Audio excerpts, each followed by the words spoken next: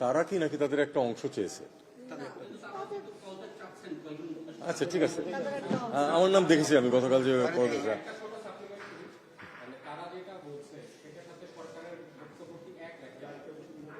তারা কি বলছে যার সাথে সরকারের বক্তব্য যে আমি পদত্যাগ করি, এটা তো নিশ্চয় সরকার বলেনি আমাকে এখন।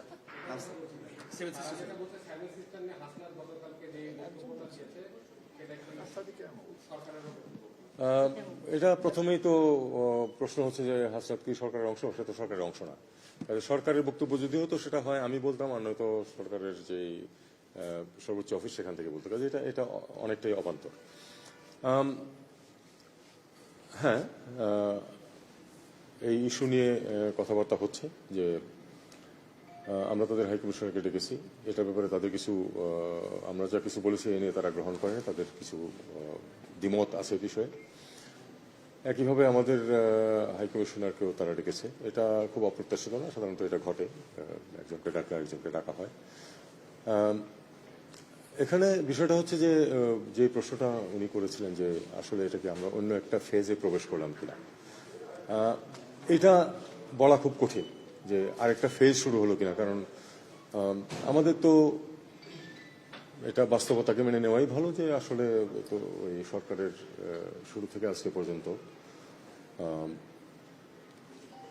টানাপোড়েন তো আছে ভারতের সাথে টানাপোড়েন ছিল, এটা মেনে নিয়েই আমরা সবসময় বলে আসছি যে আমরা একটা গুড ওয়ার্কিং রিলেশন চাই। তো আমরা চাইলে সেটা যে হবেই এমন তো কোনো কথা নেই। তো এখন সম্পর্ক দুই পক্ষ থেকেই তো সেটাকে এগোনোর চেষ্টা করতে হবে। আমার মনে হয় আমরা দুই পক্ষ মিলিয়ে হয়তো অতটা এগোতে পারিনি, যে কারণে টানাপোড়েনটা রয়েই গেছে। ইদানিং কিছু কিছু বিষয়ে আমাদেরও আপত্তি আছে, তাদেরও নিজস্ব অবস্থান আছে। আমরা জানি যে শেখ হাসিনা ভারতে বসে, এর আগে একটা বিষয় ছিল যে তিনি বক্তব্য দিতেন শুধু আপনার সোশ্যাল মিডিয়াতে, কিন্তু সাবসিকুয়েন্টলি আমরা দেখলাম যে মেইন স্ট্রিম মিডিয়াতেও তো তার বক্তব্য এসেছে এবং সেই বক্তব্যের মধ্যে প্রচুর প্রভোকেশন আছে। এটা আপনারাও দেখেছেন, আমরাও দেখেছি। তো আমরা এটা যিনি এখানে একটা কোর্ট থেকে শাস্তিপ্রাপ্ত হয়েছেন, তিনি আমাদের পাশের দেশে বসে এখানে অস্থিরতা সৃষ্টির চেষ্টা করছেন, এটা আমরা আপত্তি করব বা তাদের সহায়তা চাবো যে তাকে ফেরত পাঠান, এটা খুব অস্বাভাবিক কিছু না, কিন্তু সেটা তারা সেদিকে যাননি। সর্বশেষ যে বক্তব্য তাদের এসেছে তাতে কিছু নসিহত করা হয়েছে আমাদেরকে। এই নসিহত আমি মনে করি না যে এটা কোনো প্রয়োজন আছে আমাদেরকে এভাবে করার। আমরা বাংলাদেশে নির্বাচন কেমন হবে এটা নিয়ে আমরা আমাদের প্রতিবেশীদের উপদেশ চাই। আমরা এই সরকার ডে ওয়ান থেকে স্পষ্টভাবে বলে আসছে যে আমরা একটা অত্যন্ত উচ্চমানের মানুষ যেন গিয়ে ভোট দিতে পারে সেই পরিবেশ সৃষ্টি করতে চাই, যে পরিবেশ গত 15 বছর ছিল না। এখন ভারত আমাদেরকে এটা নিয়ে উপদেশ দিচ্ছে, এটা আমি সম্পূর্ণ অগ্রহণযোগ্য মনে করি এই কারণে যে তারা জানে যে এর গত আগে 15 বছর ধরে যে সরকার ছিল, যে সরকারের সাথে তাদের অত্যন্ত মধুর সম্পর্ক ছিল, তখন কিন্তু এই যে নির্বাচনগুলি প্রহসনমূলক হয়েছে তখন তারা একটি শব্দ উচ্চারণ করে না। এখন সামনে একটা ভালো নির্বাচনের দিকে আমরা যাচ্ছি, এই মুহূর্তে আমাদেরকে নসিহত করার তো কোনো প্রয়োজন নেই। আমরা জানি আমরা কি করব। আমরা একটা ভালো নির্বাচন করবো যেটাতে মানুষ ভোট দিতে পারবে এবং যাদেরকে ভোট দেবে তারাই নির্বাচিত হবে, যেটা এর আগে গত 15 বছরে ঘটেনি। তো এই জিনিসটা আমাদের কাছে সম্পূর্ণ অগ্রহণযোগ্য। আর বাকিটুকু তো কিছু থাকে যে আমরা একটা কিছু বলি তারা আমাদের সাথে একমত নাই হতে পারে, সেটা আমি কিছু মনে করি না।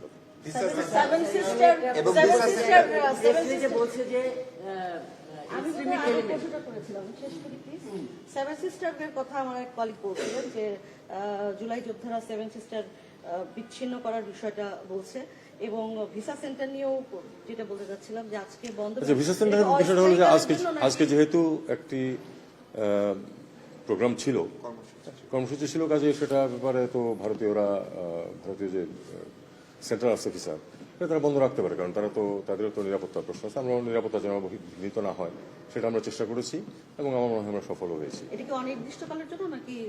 এটা তো আমাকে জানায়নি তারা কিছু, তারা আজকে বন্ধ রেখেছে 2টার থেকে, এখন যদি অনির্দিষ্টকাল কিনা সেটা আমরা জানি না। আর তাছাড়া আরেকটি কথা হলো যে ভিসার ব্যাপারে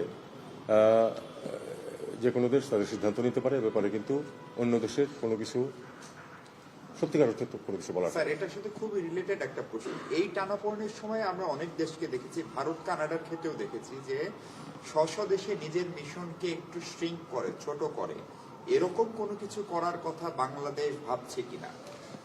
যদি দেখা যায় যে আমার অফিসারদের জন্য অ্যাডিকুয়েট কাজ নাই, তখন আমরা সেটা ঠিক করার চিন্তা করব। এই মুহূর্তে আমি মনে করি না যে সেটা প্রয়োজন। ভারত ভারত ভারত হচ্ছে একটা বক্তব্য দিয়েছে, তাদের যে প্রেস বক্তব্য প্রেসে দিয়েছে, সেটার মধ্যে দিয়েছে যে অন্তর্বর্তী সরকারকে আর মানে রিকোয়েস্ট করেছে যেন ভারতের হাই কমিশনের সেফটি এন্ড সিকিউরিটি তো সেটা তো করা হয়েছে, আজকে প্রোগ্রাম ছিল এবং সেটা আমরা ব্যবস্থা নিয়েছি। উদ্বেগ আছে কিনা রিস্ক? না, দেখুন, যখন একটা প্রোগ্রাম থাকবে যে তাদের ভারত আমাদের তাদের ওই মিশন অভিমুখে যাত্রা করবে একটা গ্রুপ, তখন তাদের একটু কনসার্ন থাকবে। এটা খুব অস্বাভাবিক কিছু না। এটা কলকাতায় যখন আমরা খবর পাই যে তারা একটা মিছিল নিয়ে আসবে, আমরা তাদের পুলিশকে বলি এবং তারা ব্যবস্থা নেয়। ক্ষেত্র বিশেষে এটা সফল হয় না, যেমন আগরতলাতে আমাদের মিশনের উপর আক্রমণ হয়েছিল। কলকাতায়ও একবার আমার মিশনের, আমি তখন ডেপুটি হাই কমিশনার, ঠিক বাইরে এসে তারা ট্রাকের উপর থেকে আতশবাজি করেছে। এগুলি হয় ঘটনা, কিন্তু এটা ইনফর্ম করা হয় এবং সাধারণত পুলিশ ব্যবস্থা নেয়। আপনি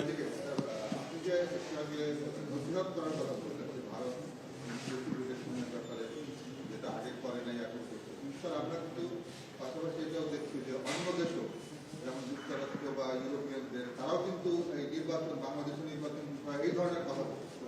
আপনার এই নৈতিকতার যে বিষয়টা, এটা কি তাদের ক্ষেত্রেও আপনি একই পরামর্শ দিচ্ছেন? না, বিষয়টা কিন্তু একরকম না।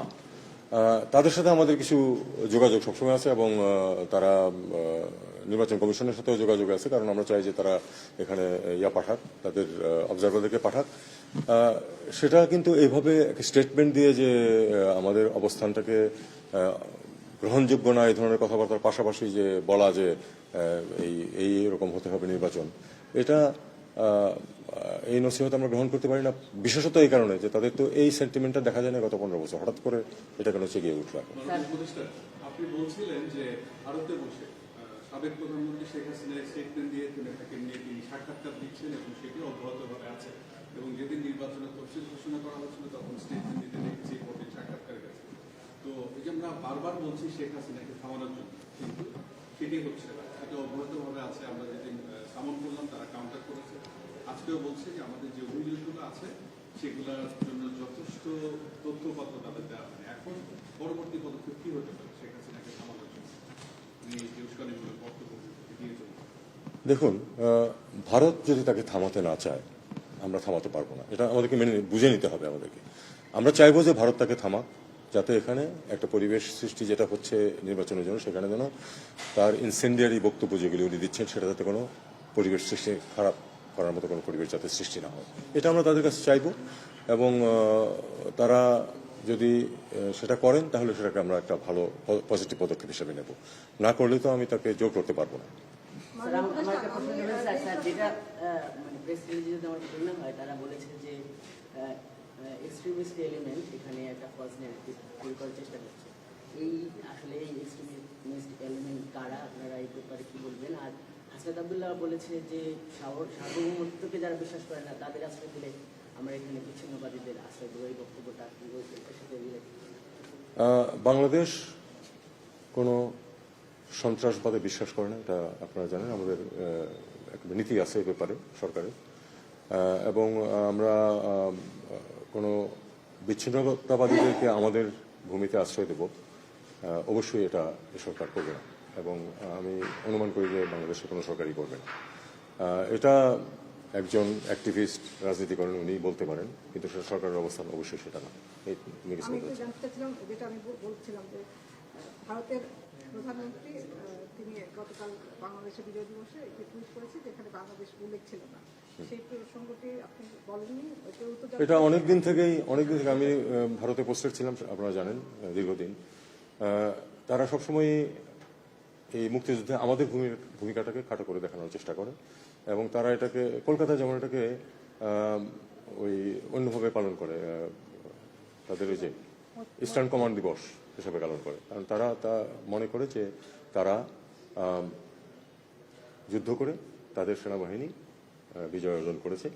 সত্য, পাকিস্তানের বিরুদ্ধে তারা বিজয় অর্জন করেছে, কিন্তু বাংলাদেশে তাদের যে বিজয় সেটাতে তাদের লিটারেচারগুলি পড়েন, আমার বইয়ের মধ্যেও তার কিছু কিছু রেফারেন্স আছে, তাদের বিশেষজ্ঞ যারা তারাই বলতেছে যে যেভাবে সফটেন করে রেখেছিল পাকিস্তান আর্মি রেজিস্ট্যান্সকে, সেটা না করলে ভারতের এই বিজয় অর্জনে অনেক সময় লাগতো, অনেক বেশি ক্ষয় হতো, অনেক মানুষ নিহত হতো। কিন্তু মুক্তিযোদ্ধারা যেহেতু পূর্ববর্তী আপনি 9 মাস না ধরুন, 6 মাস ধরুন, যখন থেকে তারা ফুললি অ্যাক্টিভ হয়েছে, প্রথমে তো একটা রেজিস্ট্যান্স গেছে, কিন্তু তারপরে তো জুনের দিক থেকে তো পুরোপুরি যুদ্ধ শুরু করেছে মুক্তিযোদ্ধারা যদি এখানে মুক্তিযোদ্ধাদের অবদানটাকে যারা অস্বীকার করেন, তারা মিলিটারি হিস্ট্রি বা মিলিটারি সায়েন্স সম্বন্ধে তাদের কোনো জ্ঞান নেই, তারা এটাকে অস্বীকার করার চেষ্টা করেন, কিন্তু এই অস্বীকার করার কোনো অর্থ হয় না।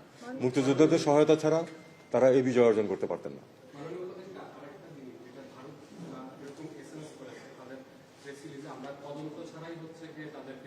আচ্ছা, ঠিক আছে, আর এটা মোটামুটি আমি উত্তর দিয়েছি, এটা আর বেশি গভীরে যাওয়ার প্রয়োজন নেই।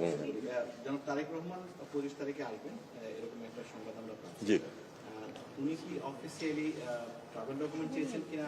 গতকাল রাত পর্যন্ত চাননি, এটুকু আমি বলতে পারি।